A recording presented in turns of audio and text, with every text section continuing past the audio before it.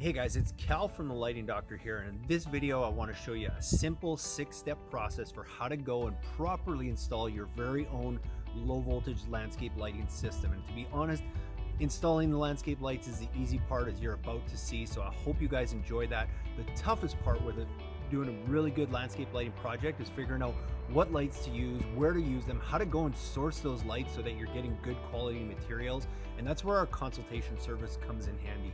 You guys can actually send me directly pictures of your property and we'll walk you through the best lights to use, where to use them, come up with a proper design, and we can even help customize a kit just for your home. So you can do that by just sending me an email at cal@lightingdoctor.ca, or go visit our website at lightingdoctor.ca, access all our free resources and take advantage of that service, because you're going to find as you go through this, the toughest part is where to get started. Once you got that, the installation is really easy, again, as you're going to see from this quick 6-step video. So I hope you guys enjoyed. Please like and subscribe to this content. Check the links below. A lot of the things that I'm going to mention in this video are going to be all below there to give you a really good starting point. And again, take advantage of this free consultation by sending me an email at cal@lightingdoctor.ca. I hope you guys enjoy this, and we'll see you at the end of the video. Hey guys, it's Cal from the Lighting Doctor here, and today I just want to walk you through the 6 simple steps of how to go install your very own low voltage landscape lighting system. Always the first step is just choosing your lights. What kind of lights are you going to use? Is it going to be up lights, hardscape lights, in-ground lights, path lights, and the different ways that you can go and use those. So once you've got your lights selected, the second step is now you got to make sure you have a transformer that's the right size. And a really simple way to go and figure that out is you want to make sure you get a transformer that can handle all your lights. And the way you do that is if you add up the wattage of all your lights, so say you have 5-watt LED lights and you add up 10 of those, you got 50 watts. You want to make sure that you have a transformer that's at least 20% bigger than that, just to handle any inefficiencies and whatnot.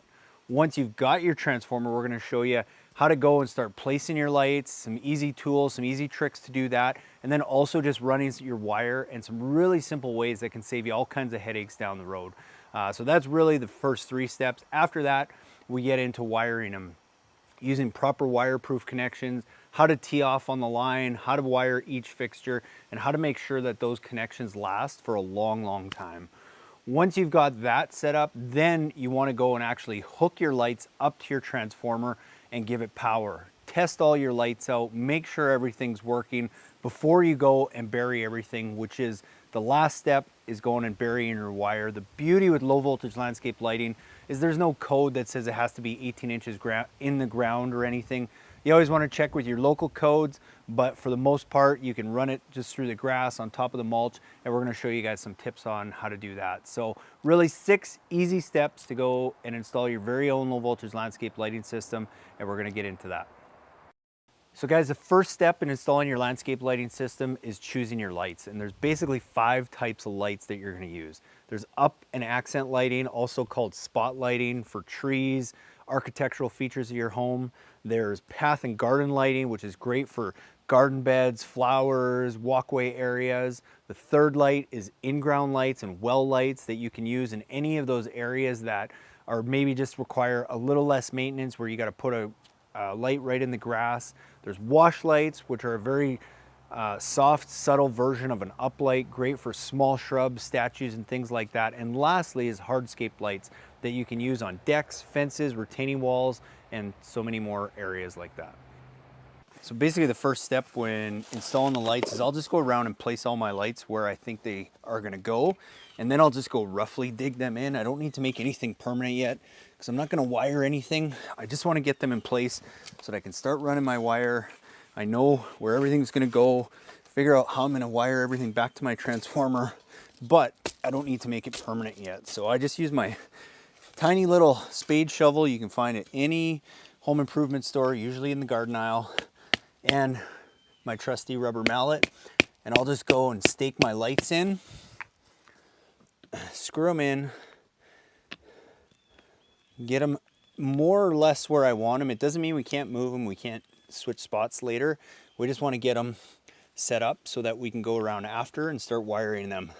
So I'll get my wires in there, and then I'm pretty much ready to come back now and wire that light up in a little bit. So the next step in your landscape lighting project is figuring out what size transformer you've selected all your lights, you know roughly what your design is going to be, but now how do you turn them on? How do you make that work?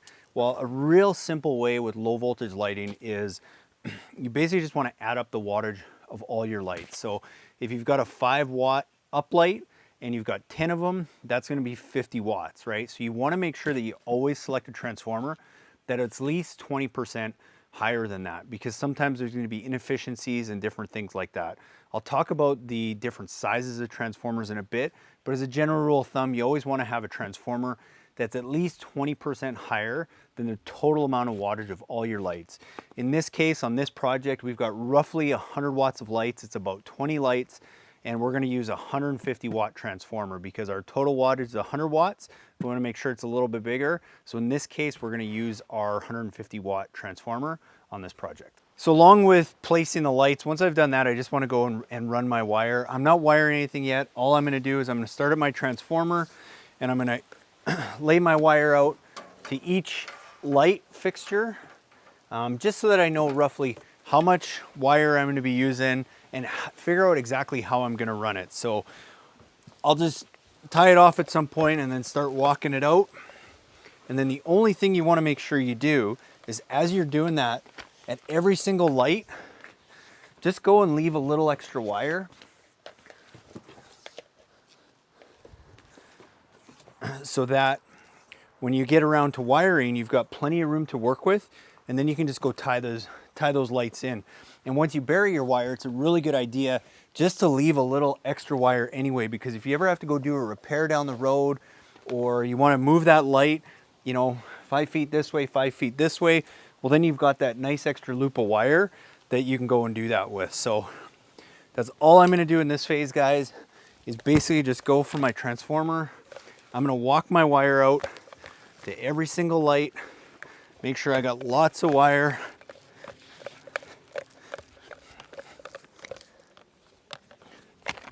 I'm going to leave my loops at every single light. Again, just making sure I've got lots of extra. If there's one thing I've learned, you can never have too much wire and you can never leave too much. It's usually the opposite, and you'll find that you're going to be short on wire or you don't have enough. And it might not seem like a big pain in the butt, we'll call it that, but it'll save you so much headaches down the road. So lay out your wire, place your lights, and then you're going to be ready for the next step, which is getting everything wired up. Okay guys, so here we have an example of a wash light, and why we're using it on a spot like this is, if you'll notice behind me, we got kind of a nice textured wall behind us, but it's only about 4 feet high. So I don't need anything super bright. I don't need to throw light way to the top. All I want to do is I kind of want to catch some of the plant life that's in this bed here, kind of create some shadows back on the wall, and then just gently highlight all the rock that I've got behind me. So that's a great example of when to use a wash light. One of the tricks that you'll find anytime you're using any kind of an uplight, whether it's an uplight or it's a wash light, is you're almost always going to want to shine it and tilt it. And if I was smart, I would have put the screw here on the other side, but you almost always want to tilt it more upright than you actually think. So you don't have to keep it straight upright, but if you think you need to angle it like this, I would say probably take a notch or two like that and aim it a little more upright. And what that's going to do is it's just going to create a little bit of a softer light, less of a hot spot, and you're going to catch more of the actual plants in the house rather than just the ground cover below. So that's a good tip anytime you're using any kind of uplight. Once you've kind of got that notched in, you can go and just tighten that up. The other thing I like about these lights is that all these lights, especially the ones from FX Luminaire, not all lights are created equal, but they come with a 10-foot lead wire. So I just talked about leaving extra wire in the ground. Well, now you got another 10 feet. Why that's important is your landscape is going to change over the years. And what that allows you to do now is you can go move this light, play around with it, move it in the landscape without having to rewire it, which is a pain in the butt. when you got to start digging up connections and you get the grease all over your hands. It's just not fun. So just make sure when you go to wire those lights, which I'll talk about in a bit, you leave that extra wire in the ground, bury it so that it's always there, that you can use it at a later date. All right guys, now the fun stuff, wiring your lights. I'm gonna recommend, if you're doing this for your first time, you're not real confident, start wiring your lights from the transformer. That way you can actually wire it in and you can test them as you go to make sure you're not making any mistakes or anything like that. Do 2 or 3 lights, turn on your transformer, make sure they work. If they work, great, turn it off and then keep going. It'll just save you some headaches of trying to find any shorts in the system. If you go wire everything and then you turn it on and it doesn't work, it's just easier to kind of test them as you go if you're not confident yet or it's the first time. So basically what we're gonna do is we're gonna go and wire our lights in now. So we left our wire out, we left our loop, we've got some extra wire. So we're just gonna untie that now, and you can see we got lots of extra room. Probably don't need all this, but it's nice to have. The nice thing with low voltage wire is there is no polarity, there is no plus or minus. That's a question I get all the time. If you want, go ahead, there's writing on the wire and you can totally do that. But I'm telling you, with the low voltage lights that we deal with, you don't need to worry about that. So how you get started, I've got my wire cutters. I'm basically just gonna go cut that line now where this light is gonna be going in. Then I've got my 2 strands. I'm gonna go split those wires so that I've got 2, and I'm gonna go do the same thing here.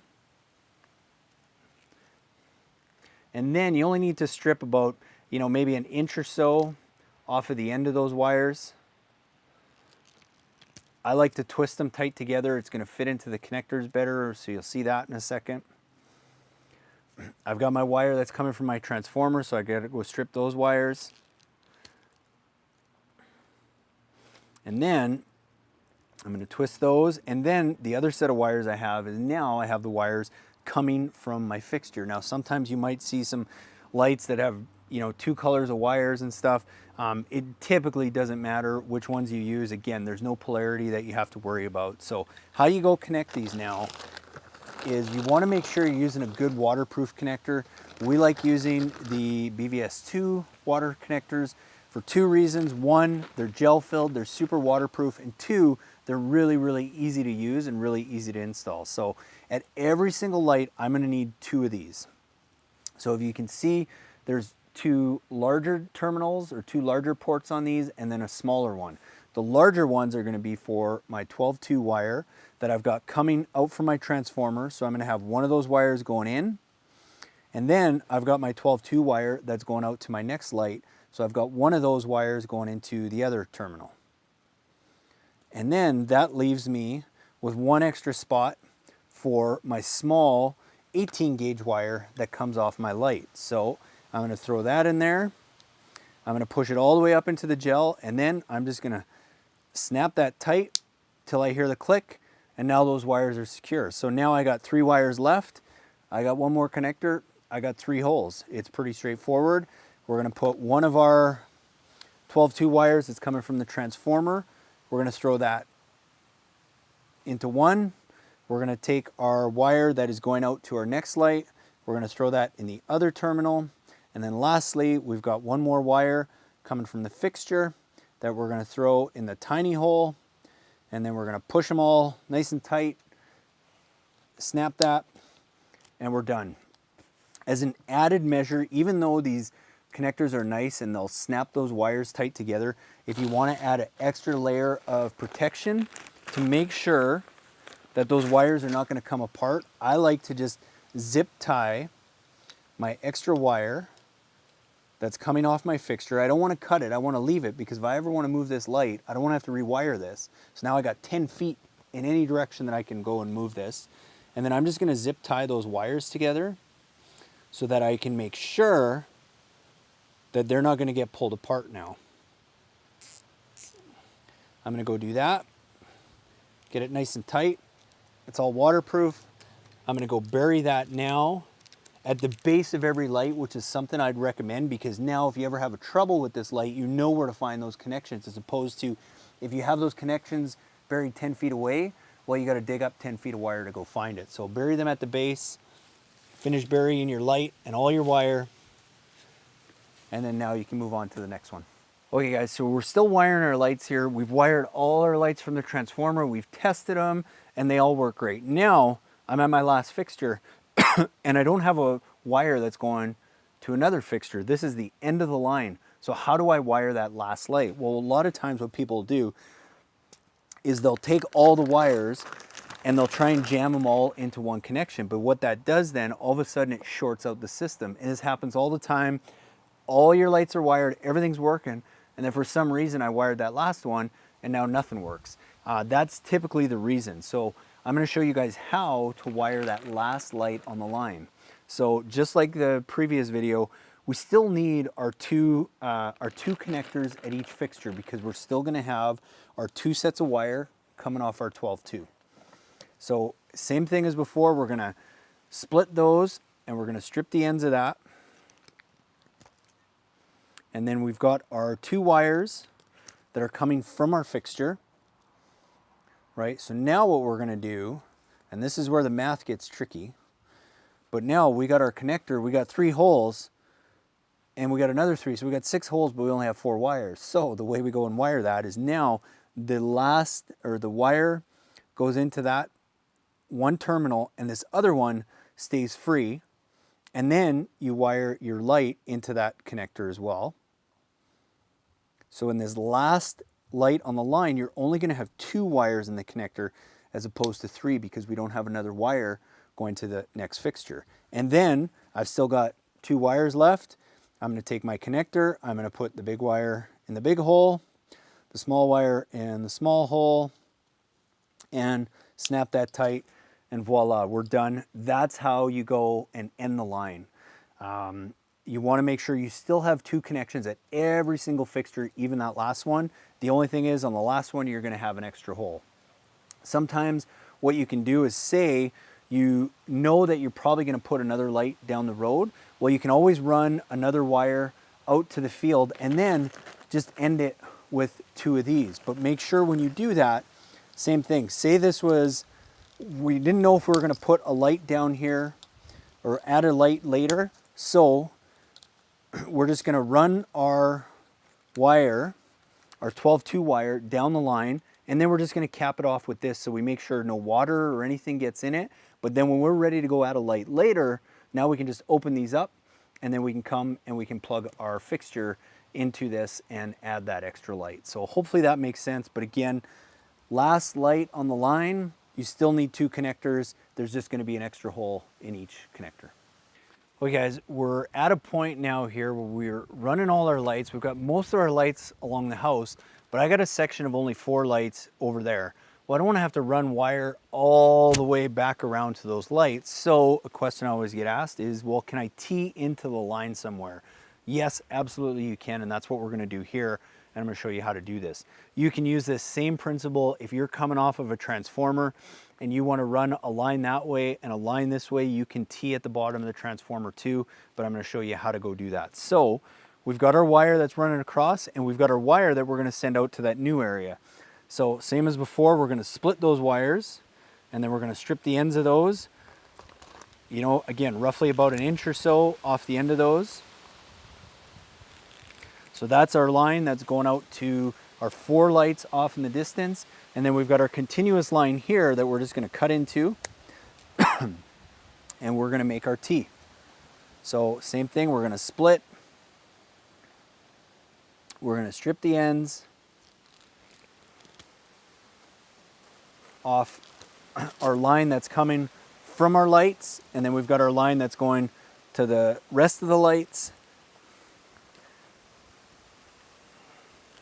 And then we've got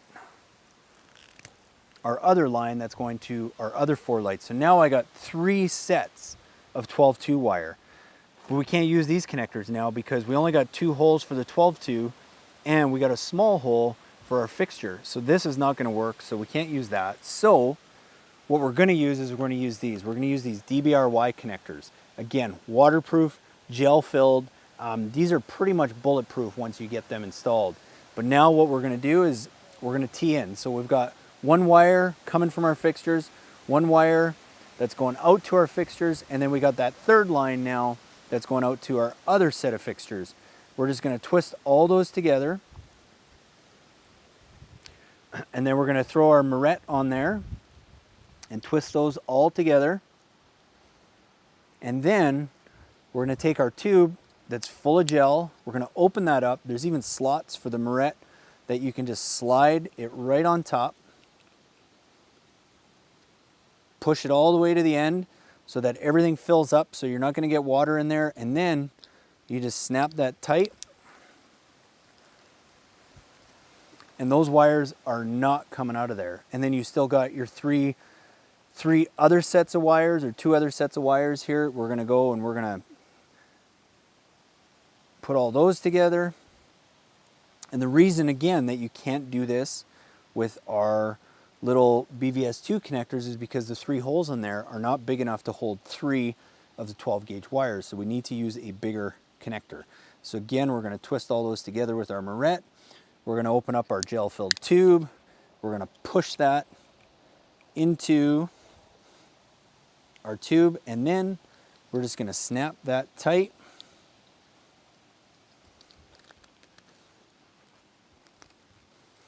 And voila. So again, we've got our wires coming from our lights, going out to our lights on both ends. We've just teed into the line. You can use this at the base of the transformer too if you don't want to run 2 lines directly from the transformer, or maybe you have a transformer that doesn't have a terminal big enough to run 2 sets of wires.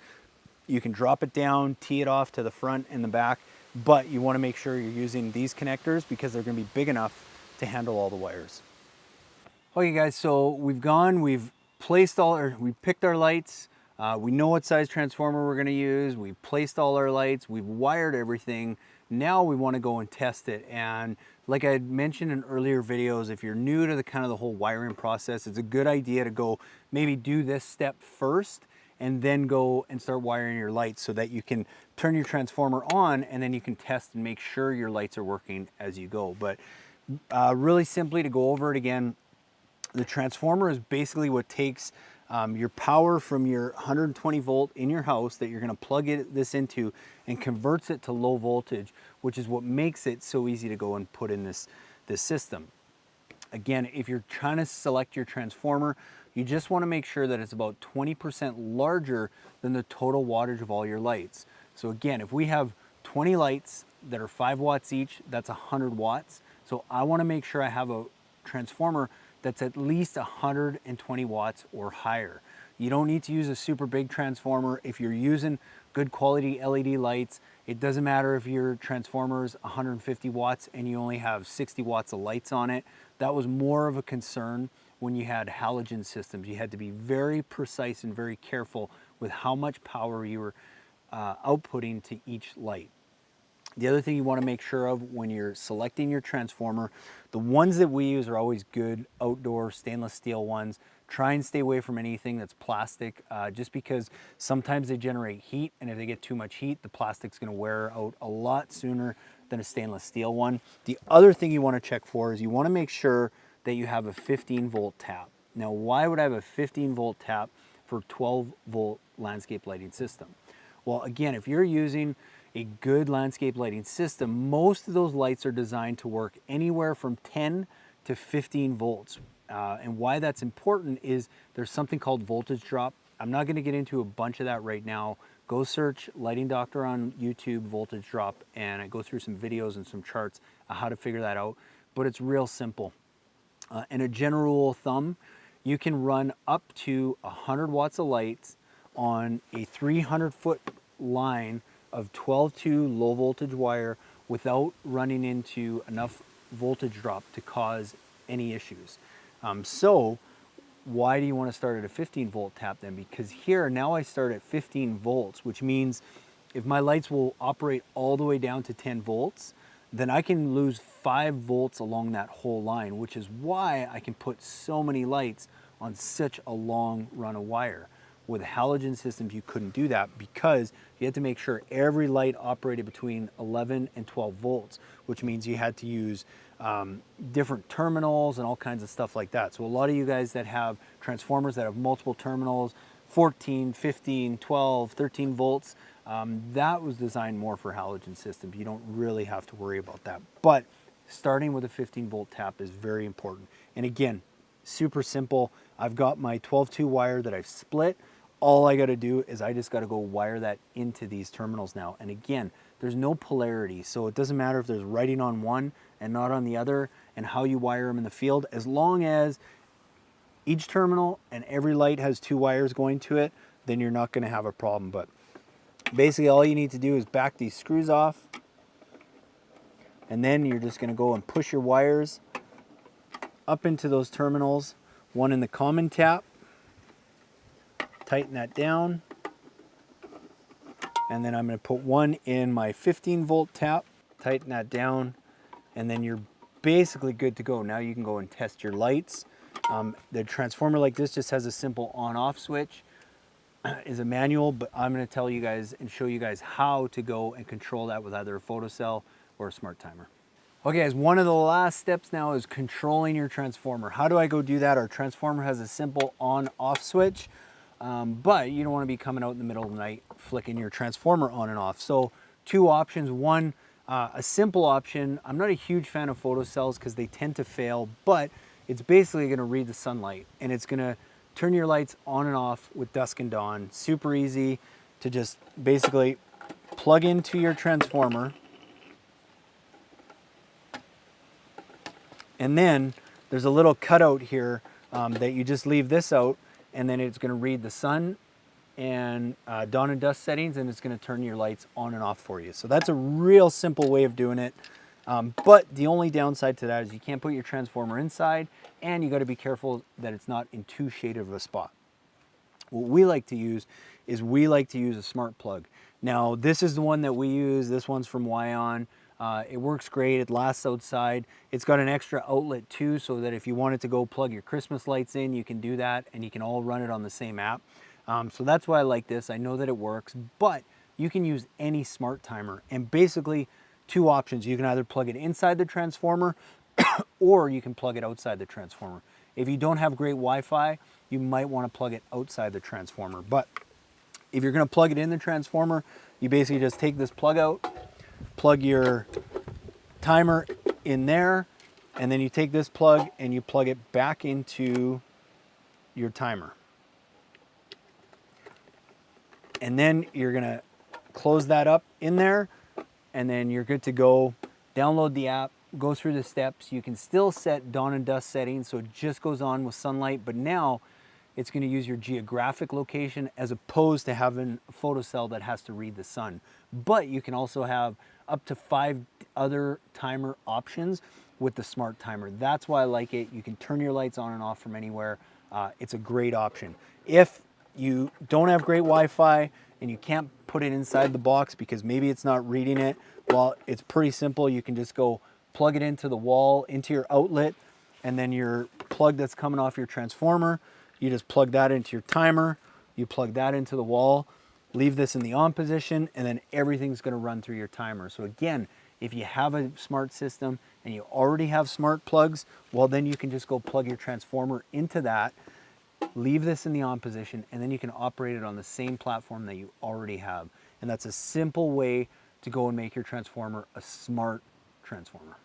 Okay guys, and the last step, you know, we've done it in the beds, we've kept it along the edge. Sometimes we'll have to go across the grass. This is the one area you want to get it a little bit deeper. You want to make sure that it's not going to get hit by an aerator or anything like that if you have to run the wire through the grass. But again, as much as possible, try and keep it to the edges. But all we use is a simple flat spaded shovel. And basically all I'm doing is I'm cutting a little slit in the grass and kind of flicking that up. We used to do this a lot with irrigation too, where I can get about 8 inches deep. I can flick that grass up just enough so that I can tuck either my pipe or my wire in there. And then all I'm gonna go do is I'm gonna go and I'm gonna slide my wire into that crack now. And that's where our, I used to call it a wire poker, but now I've learned it's a weed puller tool you can go get at any home and garden aisle of any home improvement store. And it's great because now I can push that wire nice and deep down in the grass.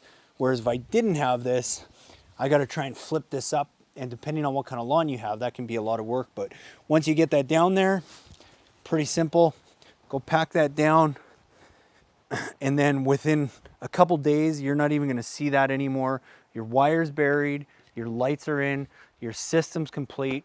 You've taken some pictures, you've sent them back to me so that we can look and see how everything goes, make any recommendations. I hope you guys learned a ton about how to go install your low voltage landscape lighting system. If you need more help, go to lightingdoctor.ca, check out all our videos, take advantage of our free consultation, subscribe to our YouTube channel, and keep learning. Thanks guys for watching.